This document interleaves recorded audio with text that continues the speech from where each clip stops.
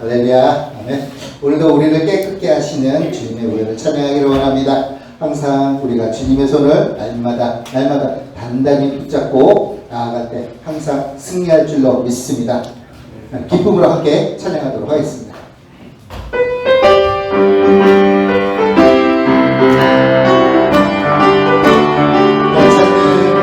열차는 주님의 사랑과 거룩한 보혈의 공로를 우리가 찬양을 합시다. 주님을 만나올 때마다 열차는 주님의 사랑과 거룩한 보혈의 공로를 우리가 찬양을 합시다. 주님을 만나올 때까지 예수는 우리를 깨끗게 하신 주시니 그의 피 우리를 눈보다 거리게 하셨네. 우리를 깨끗게 하기는 무한 생명의 물새 생명의 구원을 받은 자 하나님 찬양을 합시다. 주님의 거룩한 보혈을 날마다 입으로 만지네. 밖에 사랑며 나가세 천국에 들어갈 때까지 예수는 우리를 깨끗게 하시는 주시니 그의 피 우리를 눈보다 버리게 하신 십자가 가까이 붙잡고 날마다 이기며 나가세 머리에 뼈들과 쓰고서 주 앞에 찬양할 때까지 예수는 우리를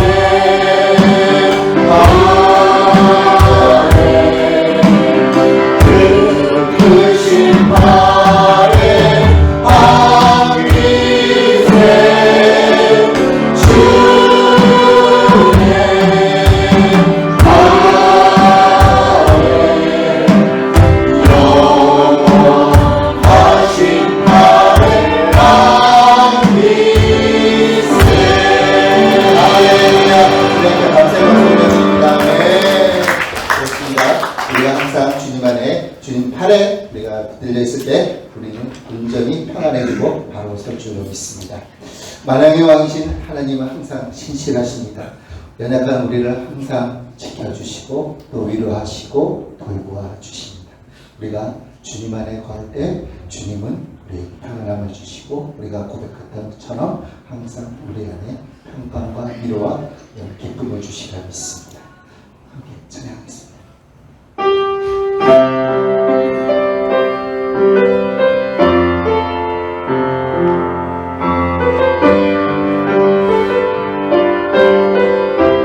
하나님 한 번 더 나를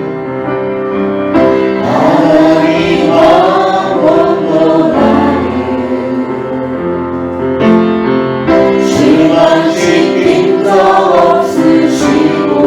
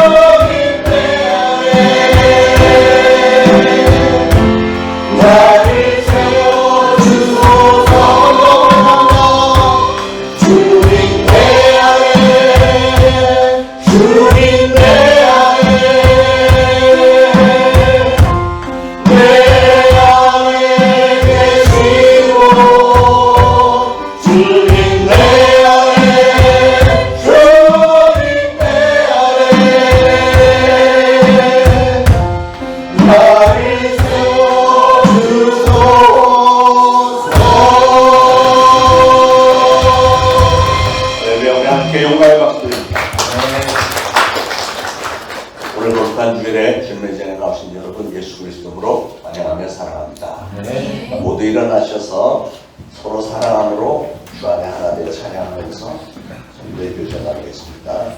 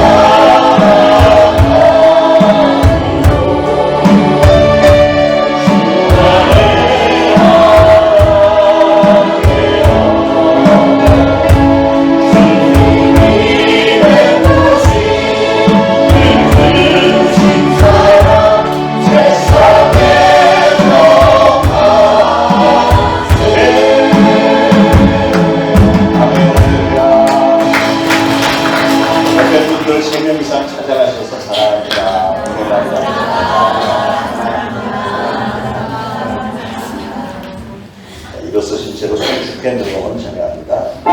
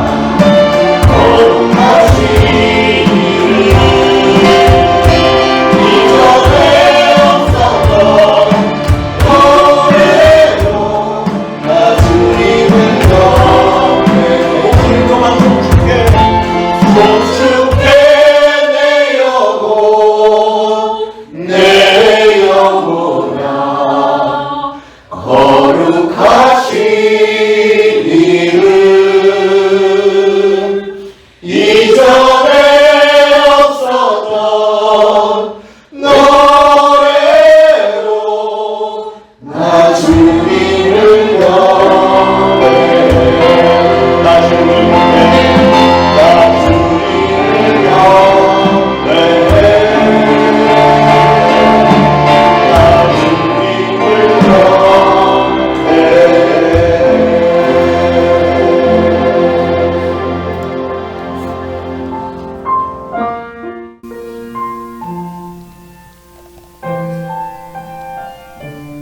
오호라 너희 모든 목마른 자들아 물로 나오라. 돈 없는 자도 오라.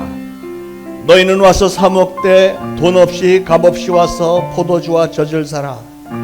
너희가 어찌하여 양식이 아닌 것을 위하여 은을 달아주며 배부르게 하지 못할 것을 위하여 수고하느냐. 내게 듣고 들을지어다. 그리하면 너희가 좋은 것을 먹을 것이며 너희 자신들이 기름진 것으로 즐거움을 얻으리라. 너희는 여호와를 만날 만한 때 찾으라. 가까이 계실 때 그를 부르라. 악인은 그의 길을, 불의한 자는 그의 생각을 버리고 여호와께로 돌아오라. 그리하면 그가 긍휼히 여기시리라. 우리 하나님께로 돌아오라. 그가 너그럽게 용서하시리라. 아멘. 우리 시간 다 같이 각자 합심해서 하나님 앞에 참회의 기도 올리겠습니다. 기도합니다. 하나님 아버지 은혜를 감사합니다.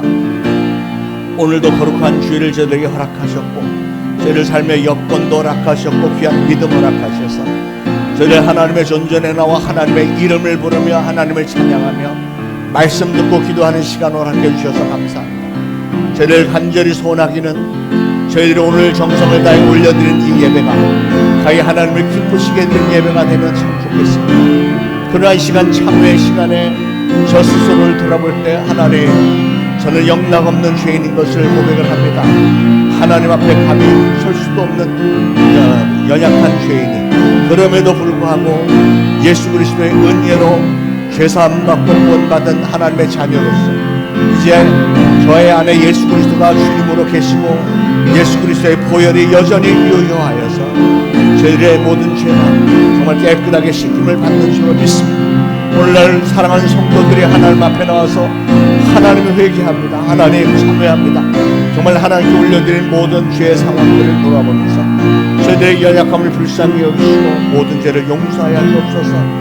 만일 누가 죄를 범하면 아버지 앞에서 우리에게 대언자가 있으니 곧 의로우신 예수 그리스도라. 저는 우리 죄를 위한 화목제물이니 우리만 위할 뿐 아니라 온 세상의 죄를 위하십니다. 이 말씀대로 믿음으로 나온 사랑하는 성도들이 정말 하나님 앞에 참회하오니 하나님께서 죄를 용서하여 주시고 오히려 은혜를 베풀어 주옵소서. 하나님의 기뻐하심이 우리에게도 하감이 되어서 예배를 통하여 모든 평강과 위로와 능력 받는 시간이 되도록 축복하옵소서. 모든 영광을 하나님께 올려드리며 예수 그리스도의 이름으로 간절히 기도합니다. 아멘. 다 같이 사도신경으로 신앙 고백 드리겠습니다. 전능하사 천지를 만드신 하나님 아버지를 내가 믿사오며 그 외아들 우리 주 예수 그리스도를 믿사오니 이는 성령으로 잉태하사 동정녀 마리아에게 나시고 본디오 빌라도에게 고난을 받으사 십자가에 못 박혀 죽으시고 장사한 지 사흘 만에 죽은 자 가운데서 다시 살아나시며 하늘에 오르사 전능하신 하나님 우편에 앉아 계시다가 저리로서 산 자와 죽은 자를 심판하러 오시리라. 성령을 믿사오며 거룩한 공회와 성도가 서로 교통하는 것과 죄를 사하여 주시는 것과 몸이 다시 사는 것과 영원히 사는 것을 믿사옵나이다. 아멘. 모두 착석하시고 함께 기도하시겠습니다. 거룩하신 하나님 아버지, 오늘도 주님 앞에 나와 예배 드릴 수 있음을 감사드립니다. 한 주간 저희를 지켜주시고 보호하사 이 거룩한 주일에 주님의 전에 모여 찬양과 경배를 드리게 하심을 감사드립니다. 지나온 시간들을 돌아보며 저희의 부족함과 연약함을 고백합니다. 때로는 주님의 뜻보다 세상의 욕심을 따랐고 사랑보다는 미움을, 용서보다는 원망을 품었던 우리를 용서하여 주옵소서. 하나님 아버지, 가을의 풍요로운 가운데 감사의 제목이 참으로 많습니다. 저희에게 생명을 주시고 건강을 주시고 가정과 일터를 주신 것을 감사드립니다. 무엇보다 예수 그리스도를 통해 구원의 은혜를 베푸시고 영생의 소망을 주신 것을 감사드립니다. 주님, 이 예배 가운데 성령님께서 충만히 임재하여 주시옵소서. 찬양과 기도와 말씀을 통해 주님의 음성을 듣게 하시고 우리의 영혼이 새롭게 믿음이 더욱 경고케 하여 주옵소서. 하나님 아버지, 수능을 앞둔 수험생들이 있습니다. 찬이, 민정, 시연이에게 지혜와 명철을 주시어 학업에 매진하는 자녀들이 되게 하옵소서. 이 나라와 이 민족을 위해 기도드립니다. 이 땅에 평화가 임하게 하시고 정의와 공의가 강물처럼 흐르게 하여 주옵소서. 대통령과 유정자들에게 지혜를 주시고 백성들을 사랑하는 마음으로 나라를 이끌어가게 하여 주옵소서. 우리 초대신앙교회를 위해 기도드립니다. 다니엘 기도회가 한 주가 되었습니다. 많은 성도들이 나와 성령 충만함을 입어 사랑과 섬김으로 복음을 전하는 교회가 되게 하여 주옵소서. 오늘 말씀을 선포하시는 장요사 목사님을 위해 기도드립니다.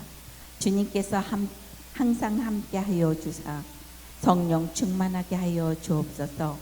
말씀을 준비하시는 모든 가정 가운데 하나님의 계시하심이 있게 하시고 우리 성도들에게 꼭 필요한 말씀을 전하게 하여 주옵소서. 세 분의 전도사님들에게도 동일한 은혜를 베풀어 주시고 사역하는 데 부족함이 없게 하여 주옵소서. 찬양대의 찬양이 하늘문을 여는 찬양이 되게 하시고 우리 주 예수 그리스도의 이름으로 감사하며 기도드립니다. 아멘.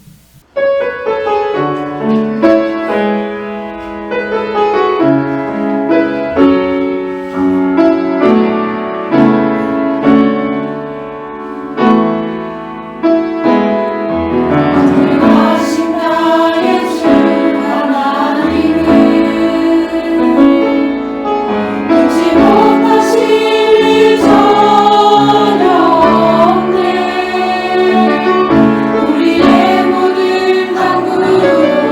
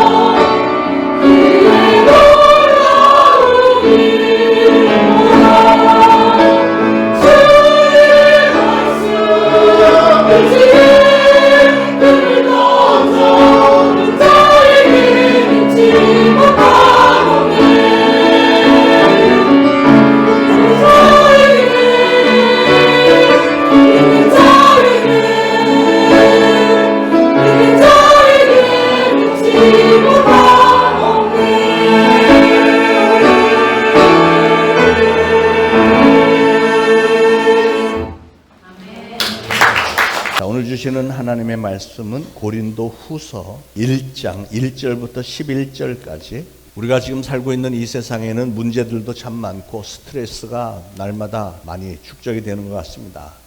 특별히 요즘은 인신매매, 납치, 천재지변, 그중에 지진, 홍수, 태풍 등의 공포가 있고요. 전쟁, 권력 싸움과 전염병들로 인해서 죽는 사람들이 사방에 많이 늘어나고 있고, 경제적으로 불안감 있고, 실제적으로 경제적인 어려움과 인생의 위기를 느끼면서 사는 사람들이 얼마나 많습니까? 이럴 때마다 우리는 우리 인간의 연약함과 무력함을 절실하게 깨닫게 되고요. 그런 우리에게 오늘 정말 절실하게 필요한 게 무엇인가 곰곰이 생각해 보니까 위로라고 하는 것입니다. 위로. 오늘은 위로에 대해서 말씀 전하려고 하는데요. 부부지간에, 부모 자식간에, 친구들과 이웃들과 성도들 간에 우리는 서로가 힘이 되고 위로가 되어줘야만 그래도 이런 험한 세상에서 우리가 버틸 수 있지 않겠습니까? 미국의 하딩이라는 목사님이 목사가 되기 전에 어떤 조그만 회사에서 근무를 했다는데, 이분이 열심히 몇 년을 일했는데도 사장이 이런 핑계 저런 핑계 대면서 월급을 올려주질 않다는 거죠. 이분이 좀 혈기가 있는 분이었는데, 목사님 되기 전에 어느 날 이제는 작심을 하고 사장에게 내가 오늘 가서 강력하게 급여 인상을 요구하리라. 만약에 월급을 올려주지 않으면 내가 사표를 그냥 던져버리겠다.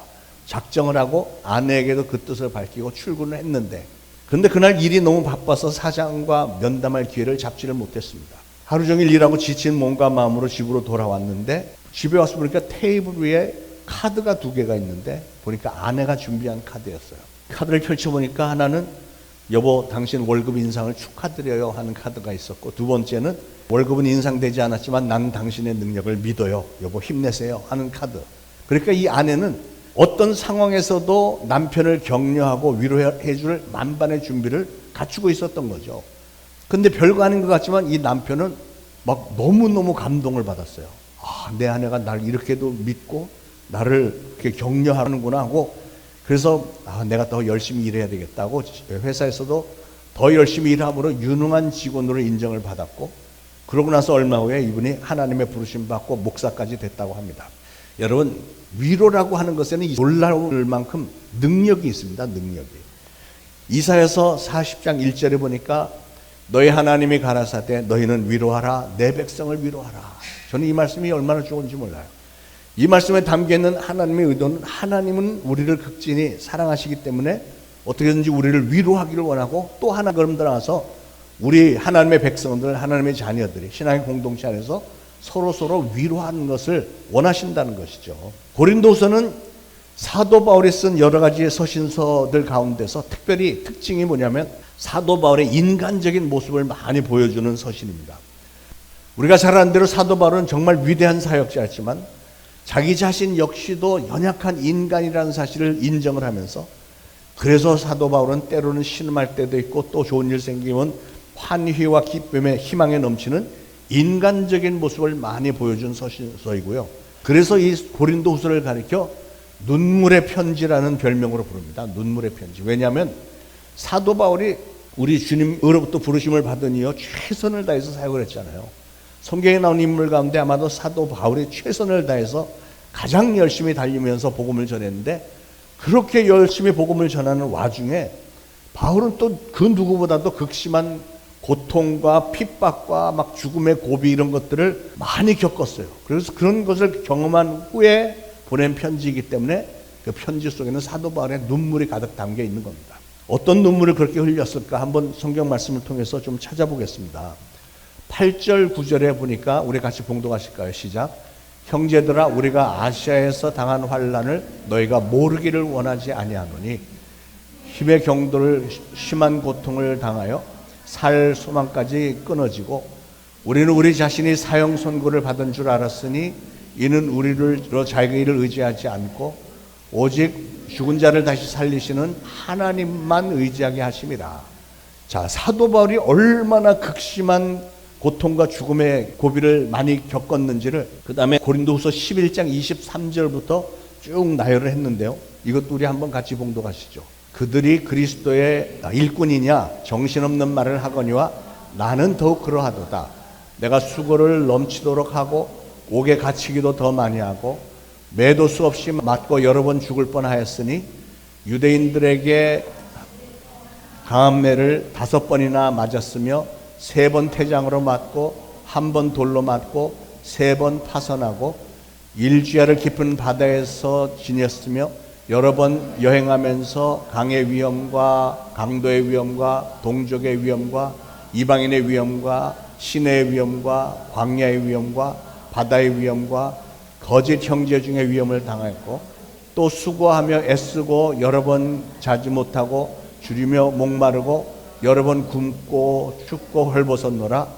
여호와의 일은 고사하고 아직도 날마다 내 속에 눌리는 일이 있으니 곧 모든 교회를 위하여 염려하는 것이라. 누가 약하면 내가 약하지 아니하며 누가 실족하게 되면 내가 애타지 아니하더냐. 아멘. 그러니까 이 내용에서 볼 수 있듯이 하나하나 아주 엄청난 사건들과 극심한 고통과 죽음의 고비들이었습니다. 이걸 하나하나 보면 이 중 한 가지만 경험했어도 정말 어마어마한 고통인데, 사도 바울이라는 사람은 이 많은 고난들을 그 한 몸에, 자신의 한 몸에 다 당했던 사람입니다. 그래서 사도 바울의 고난은 어떤 것이었는지 지금 우리가 읽었지만 다시 한번 좀 정리해서 요약을 해보겠습니다. 23절에 보면 수고를 넘치도록 했고 남들보다 감옥에 더 많이 갇혔고 수없이 매를 많이 맞아서 죽을 뻔도 했고요. 그 다음에 24절은 유태인들에게 39번씩의 매를 5번이나 맞았고, 그 다음에 25절에는 3번 태장을 맞았고 1번은 돌로 맞아서 죽었다가 다시 살아났고, 배를 타고 가다가 3번이나 파선을 당했습니다. 그리고 강의 위험, 강도의 위험, 동족의 위험, 이방인의 위험, 또 시내의 위험, 광야의 위험, 바다의 위험, 거짓 형제들에게 위험을 당했고요. 또 추울 때가 있었고 목마를 때가 있었고 배고플 때가 있었고 잠을 제대로 자지 못할 때가 있었고 또 옷이 없어서 헐벗을 때도 있었다 그랬어요. 그러니까 이런 모든 걸 보면 이 사도 바울이 수고하고 했으며 전도 여행을 다니면서 아주 이런 모든 사역을 하는 중에 항상 고난과 고통이 연속적으로 몰아쳤다는 거죠. 그런데 사도 바울이 그런 모든 고난을 견뎌냈던 것은 나중에는 그리스도 안에서 자랑거리가 되었습니다. 왜냐하면 사도 바울이 뭐가 강한 사람이라서 그런 게 아니고 사도 바울은 내가 약한 사람이었기 때문에 내가 약했을 때 하나님이 나에게 능력을 주시더라. 내가 약한 그때 하나님이 강하심으로 나를 도와주셨다 하는 그 고백을 하는 거예요. 여러분, 믿음의 힘이라고 하는 것은 그렇게 약할 때 강하게 되는 이상한 힘을 말하는 것입니다. 사도 바울은 오늘 본문에서 고통과 슬픔에 빠진 자기 자신과 고린도 교인들을 위로하시는 하나님의 은혜에 대해서 말씀을 했는데요. 거기에 대해서 보니까 첫 번째로 하나님은 위로자시다 하는 말을 했습니다. 3절 4절에 보니까 찬송하리로다 그는 우리 주 예수 그리스도의 하나님이시요 자비의 아버지시요 모든 위로의 하나님이시며 우리의 모든 환난 중에서 우리를 위로하사 우리로 하여금 하나님께 받는 위로로서 모든 환난 중에 있는 자들을 능히 위로하게 하시는 이시로다. 오늘 우리가 환난 당하게 되는 것도 너희가 위로와 구원을 받게 하려는 것이요 우리에게 위로를 받는 것도 너희가 위로를 받게 하려는 것이니 이 위로가 너희 속에 역사하며 우리가 받는 것 같은 고난을 너희도 견디게 하느니라. 아멘. 아멘. 자, 여러분이 이렇게 봉독하면서 뭘 느끼셨어요? 가장 많이 들리는 단어가 뭐죠? 위로입니다. 위로라는 단어. 위로의 하나님은 저와 여러분을 오늘도 위로해 주기를 원하시는 줄 믿으시기 바랍니다. 고난을 경험한 만큼, 아니 우리가 고난을 경험한 그 이상 몇 갑절이나 하나님은 우리를 위로를 넘치게 해주세요.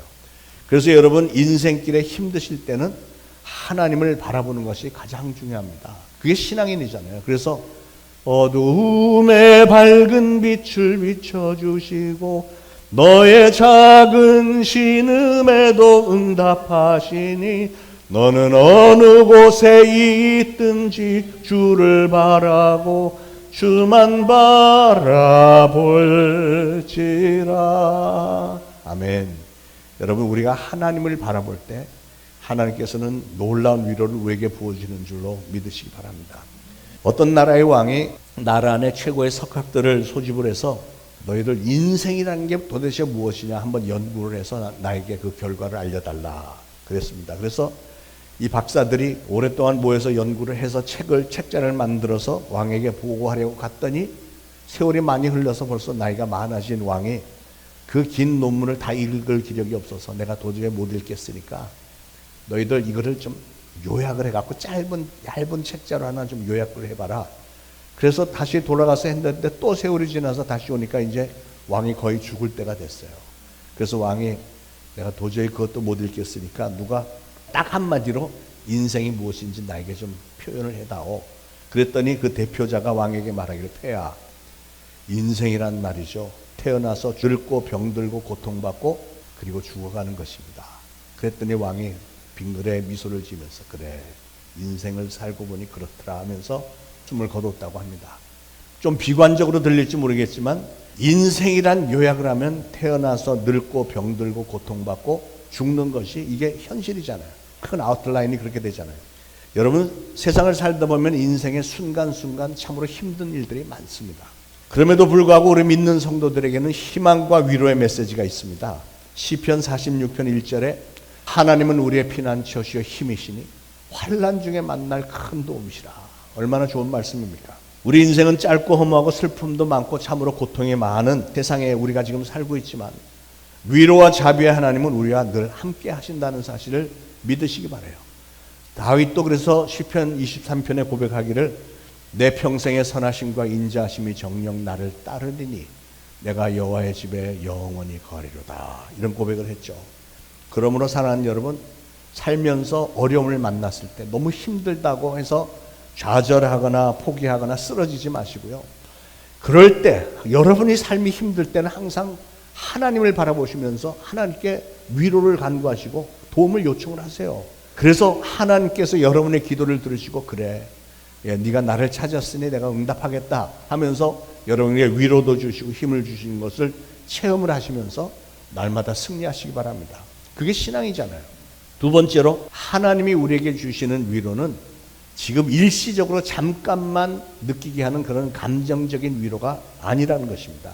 하나님의 위로는요, 그래 힘들지, 힘내, 앞으로 잘 될 거야, 이런 수준이 아니고 우리 하나님의 위로는 환난을 당하나 담대하라, 내가 세상을 이겼노라, 이 말씀이에요. 그러니까 우리는 하나님의 자녀로서 아무리 힘든 일이 와도, 악한 마귀가 우리를 아무리 여러모로 공격을 한다 해도 나는 하나님의 자녀야. 그러니까 하나님이 세상을 이겼다고 했는데 나는 하나님의 자녀니까 나도 승리해내리라. 하나님의 메시지는 고통이 있겠지만 그러나 나만 의지해. 그러면 내가 너를 건져줄 것이고 최후의 승리는 너의 것이야. 이렇게 속삭이는 것 같지 않습니까? 또 9절과 10절 보겠습니다. 우리는 우리 자신이 사형 선고를 받은 줄 알았으나 이는 우리로 자기를 의지하지 않고 오직 죽은 자를 다시 살리시는 하나님만 의지하게 하려 함이라. 그가 이같이 큰 사망에서 우리를 건지셨고 또 건지실 것이며 이후에도 건지시기를 그에게 바라노라. 아멘, 아멘. 자, 세 번째로 하나님이 주시는 위로는 나에게만 주시는 것이 아니라, 나만 느끼는 게 아니라 신앙의 공동체 전체까지 미치는 위로라고 하는 겁니다. 다시 말해서 여러분 중에 누군가가 좋은 일을 만났을 때 여러분만 좋아하는 게 아니라 우리 교회 성도들이 또 여러분 가족들이 함께 즐거워하잖아요. 예를 들어서 우리 이번에 고등학교 졸업생들 3명이 모두가 다 원하는 대학에 딱 합격했다. 그러면 우리 성도들이 가만히 있겠어요? 할렐루야 하면서 같이 기뻐하고 축하하고 이렇게 하잖아요. 그게 공동체에 미치는 위로라고 하는 거예요. 사도 바울은 자신이 받은 위로를 고린도 교회 성도들에게도 전달을 했습니다. 4절에 보니까 우리가 환난 당하는 것도 너희가 위로와 구원을 받게 하려는 것이요 우리가 위로를 받는 것도 너희가 위로를 받게 하려는 것이니 이 위로가 너희 속에 역사하며 우리가 받는 것 같은 고난을 너희도 견디게 하느니라. 아멘. 여러분, 성도된 우리는 주님의 몸된 교회를 구성하는 지체라고 그랬습니다. 지체라고 하는 것은 우리 몸에 붙어있는 한 코너, 예를 들어서 여러분 새끼 발가락에 발톱이 이렇게 살짝 찢어졌다. 발톱이 끝에가 이렇게 찢어졌는데 그게 막 스치거리니까 아파요. 그러면 어떻게 되죠? 그냥 내버려두면 뻘겋게 되면서 부어올라요. 염증이 생기는 거예요. 근데 그걸 내버려두면 어떻게 하면 이게 이렇게 부어갖고 병원에 가면 왜 이렇게까지 되도록 내버려두셨어요? 야단 맞고 병원에 또 하루 이틀 입원시키고 막 찢어내고 막 약주 이렇게 합니다. 요 조그만 거 하나 때문에 몸 전체가 막 끙끙거리고 앓잖아요. 힘들잖아. 교회도 마찬가지입니다. 성도들 가운데 한 사람이 아프면 온 교회가 같이 아파하는 거예요. 그리고 한 사람이 위로를 받으면 전부가 같이 위로를 받잖아요. 동병상련이라는 말이 있죠. 뭐냐면 같은 병을 앓는 사람들끼리 서로 가엾게 여기는 거예요. 그래서 굉장히 친해집니다. 예를 들면 미국에서는 한국도 물론 있겠습니다만 알코올 중독자들을 교육하는 기관들이 있잖아요. 술 중독된 사람들, 거기에 와서 막 교육을 받는 사람들 보면 모이는 사람들이 얼마나 친한지 몰라. 왜냐하면 자기는 다 같은 알코올 중독자들인데 같이 모였으니까 얘기가 통하잖아요. 그것뿐만 아니라 또 제가 뉴욕에 있을 때는 뉴욕 한인회에서 6월 25일이 되면 매년 그 유교 참전 병사의 가족들을 초청을 해서 그들에게 감사하고 축제 잔치를 벌이는데 매년 미국 사람들도 많이 오고 물론 한인들도 오고 미국 사람들 중에는 자기 가족 중에서 유교사변 참석했다가 죽은 사람들 뭐 이런 사람들도 오고요. 하여튼 근데 오면은 얼마나 분위기가 좋은지 몰라. 왜냐면 코리아, 한국이라는 나라를 위해서 자기의 가족이 와서 전쟁을 하다가 죽었는데 또는 살아서 생존한 사람도 허연 할아버지가 돼. 내가 옛날에 6.25사변 때 어디서 뭐 이런 얘기하면서 막 되게 굉장히 재밌어 하는 거예요. 그런 걸 보면 야, 동병상련. 뭐가 좀 공통 분모가 있으니까 굉장히 친해지는 겁니다.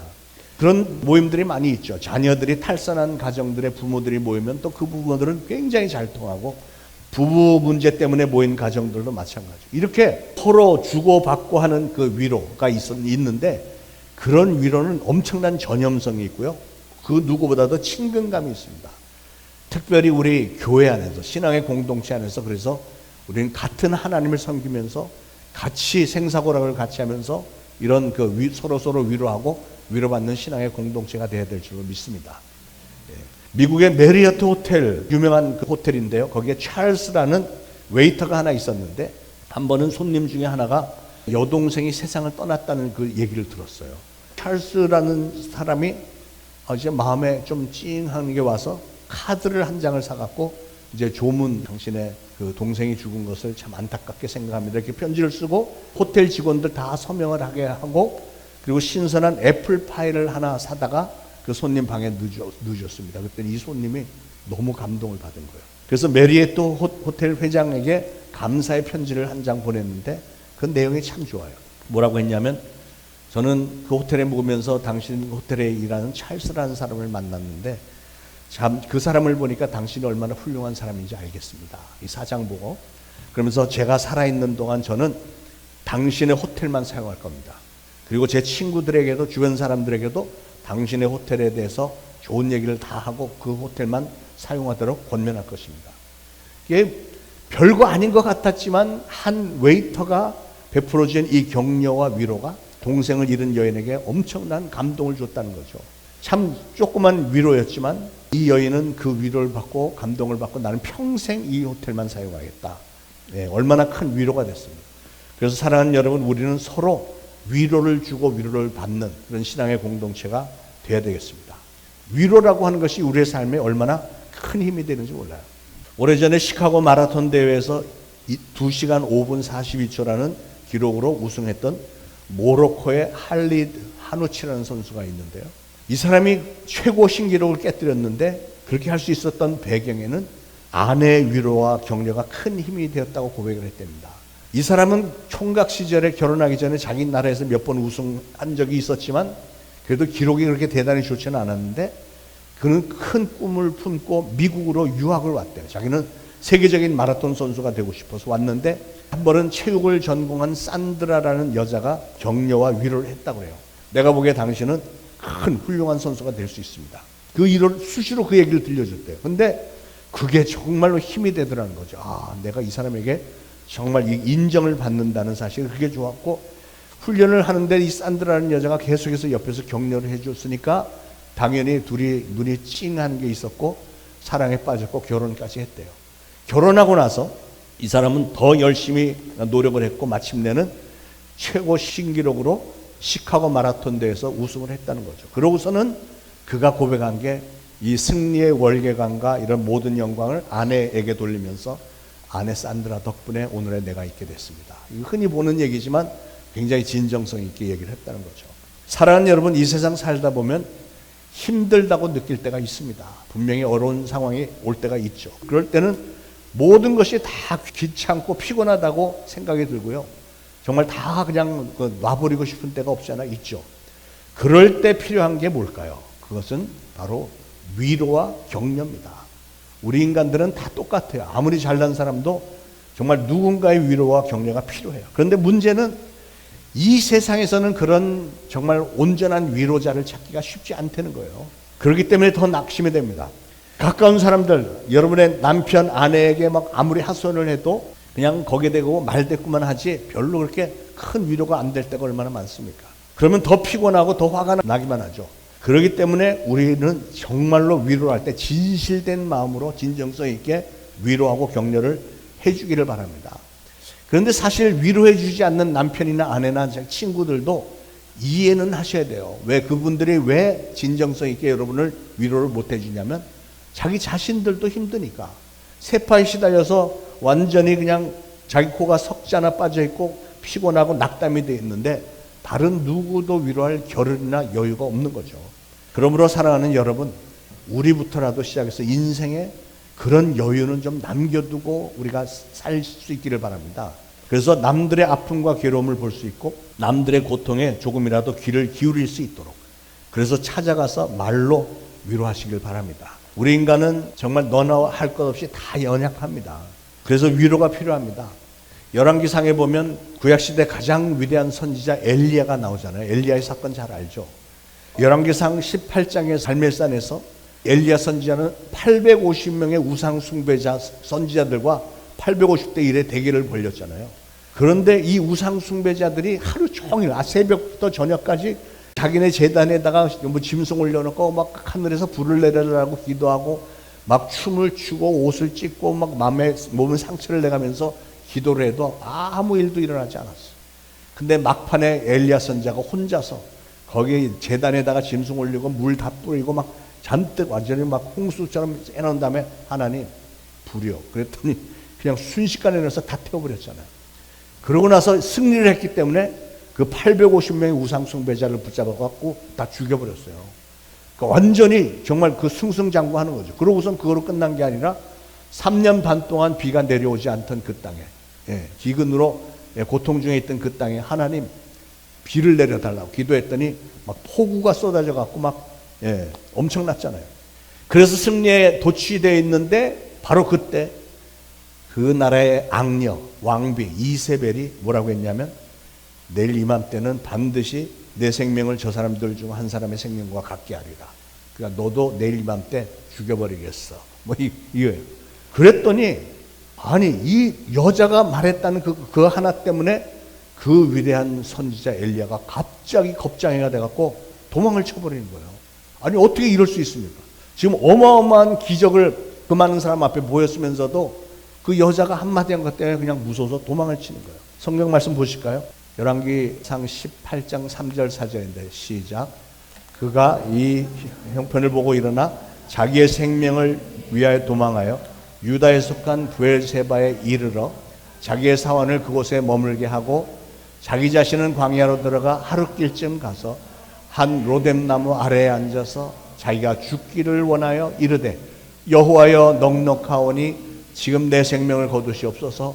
나는 내 조상들보다 낫지 못하나이다 하고 로뎀나무 아래에 누워 자더니 천사가 그를 어루만지며 그에게 이르되 일어나서 먹으라 하는지라.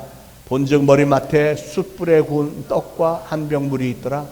이에 먹고 마시고 다시 누웠더니 여호와의 천사가 또다시 와서 어루만지며 이르되 일어나 먹으라. 네가 갈 길을 다 가지 못할까 하노라 하는지라. 이에 일어나 먹고 마시고 그 음식 물의 힘을 의지하여 40주 40야를 가서 하나님의 산 호렙에 이르니라. 아멘.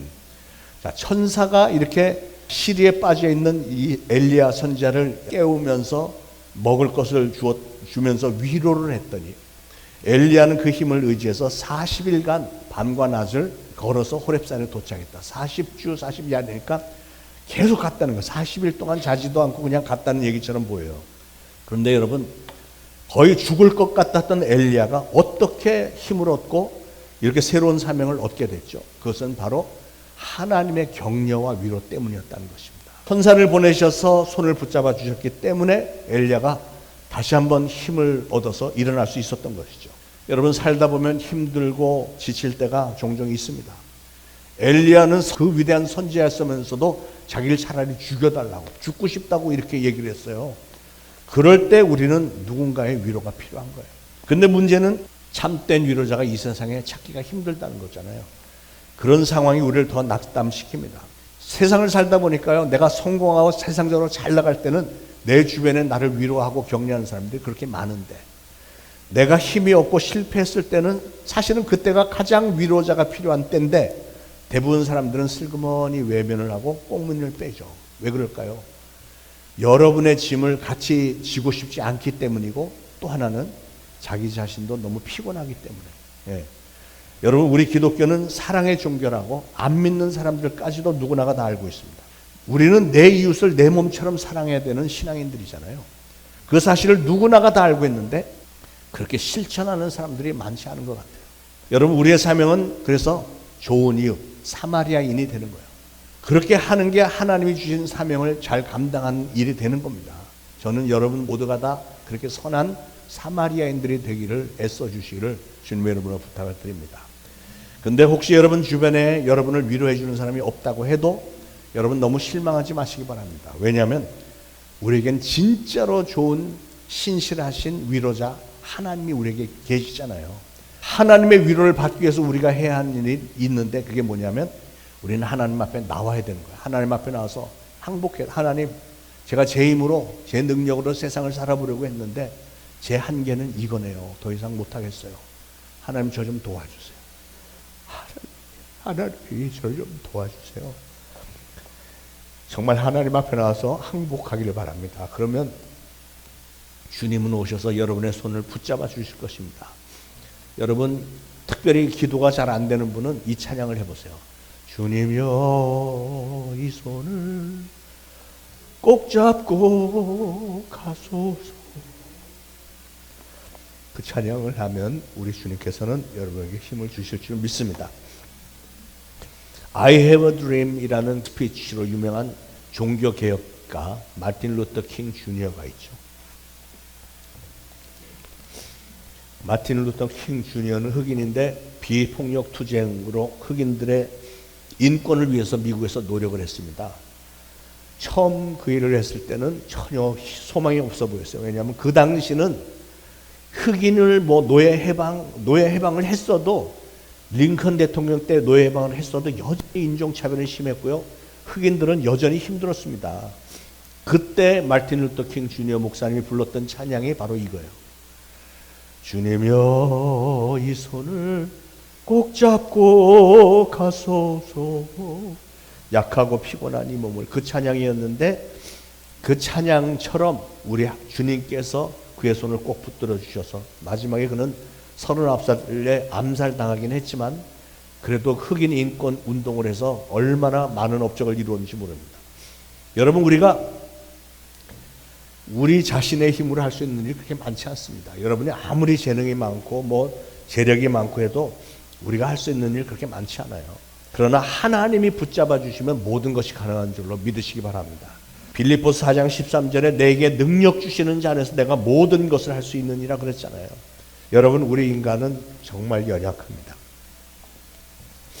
엘리야 같은 신앙의 거장도 그렇게 넘어졌다면 우리는 우리 같은 사람들이야 날마다 넘어질 수밖에 없잖아요.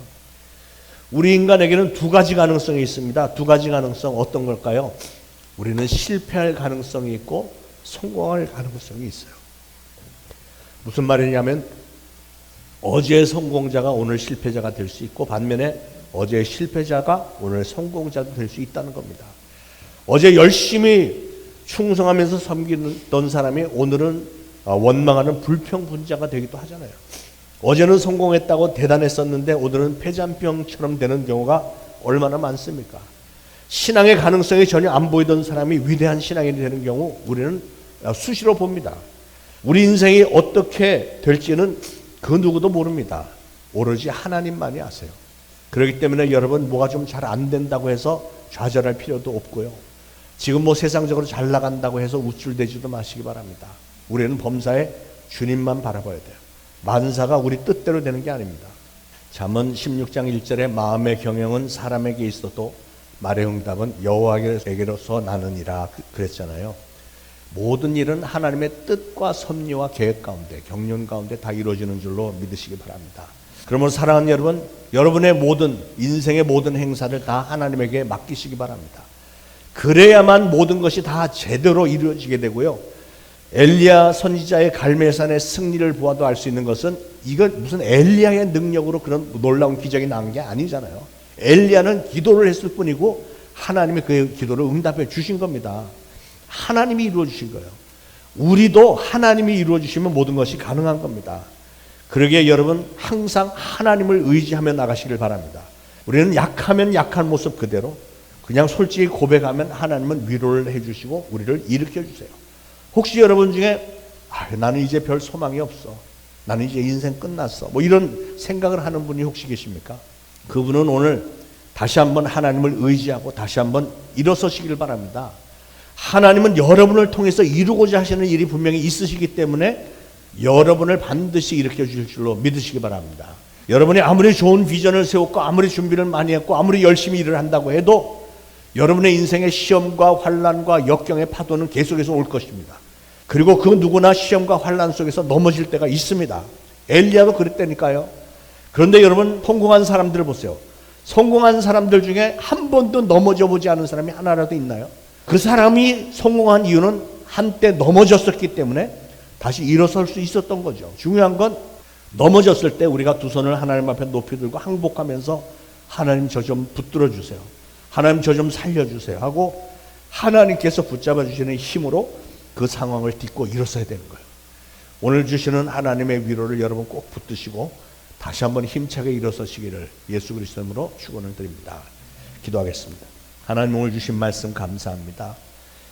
이 세상 점점 더 힘들어져가는 세상이지만 좋으신 하나님은 우리를 일으켜 주기를 원하시고 간절히 간구하는 자에게 손을 내밀어 붙들어 주시고 마침내는 우리를 일으켜 세우시는 분인 줄로 믿습니다. 저희는 모두 선한 사마리아인들이 되기를 원합니다. 우리의 주변 사람들, 내 가족들과 성도들에게 손을 내밀어 일으켜주는 역할도 하기를 원합니다. 그렇게 될 수 있도록 저희 모두가 위로자가 되게 해주시고 그렇게 되기 위해서 하나님의 위로도 듬뿍 받아서 그 위로를 서로 나누어주는 신앙의 공동체가 되도록 성령님 세상 끝날까지 우리를 붙들어 주옵소서. 예수 그리스도의 이름으로 간절히 기도합니다. 아멘. 준비하신 예물 바치시면서 찬송가 411장 하겠습니다.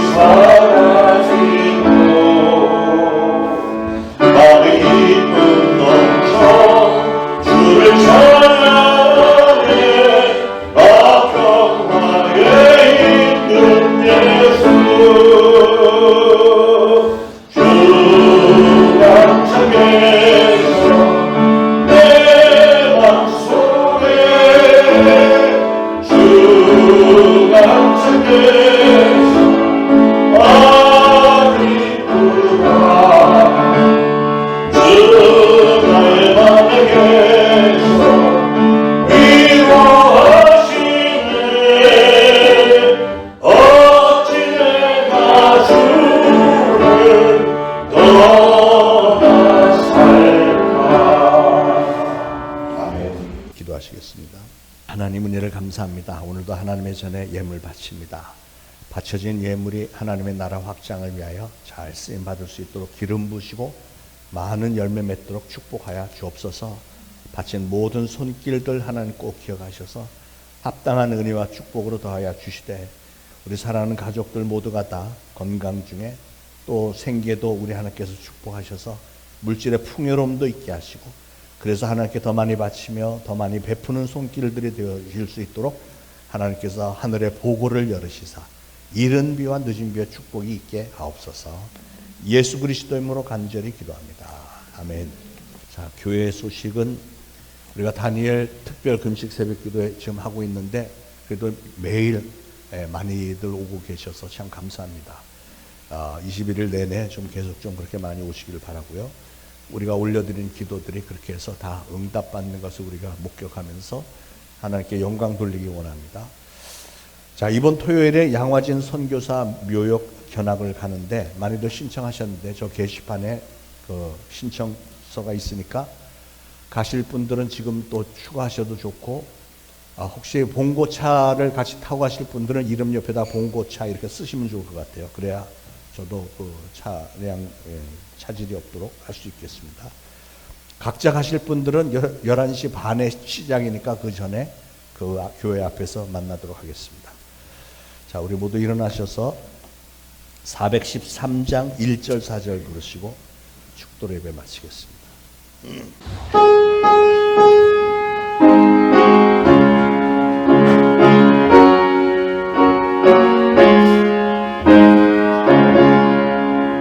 내 평생에 가는 순탄하여 그 잔잔한 밤 같은지 그 뜬가로 무섭고 어렵는지 나의 영혼은 느껴나가 내 영혼 평안해 내 영혼 평안해 저 공중의 구름이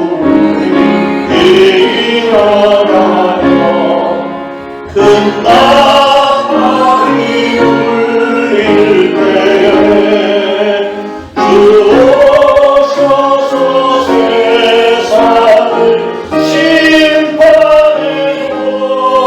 나의 영혼을 거두시니 내 영혼 평안해 내 영혼 평안해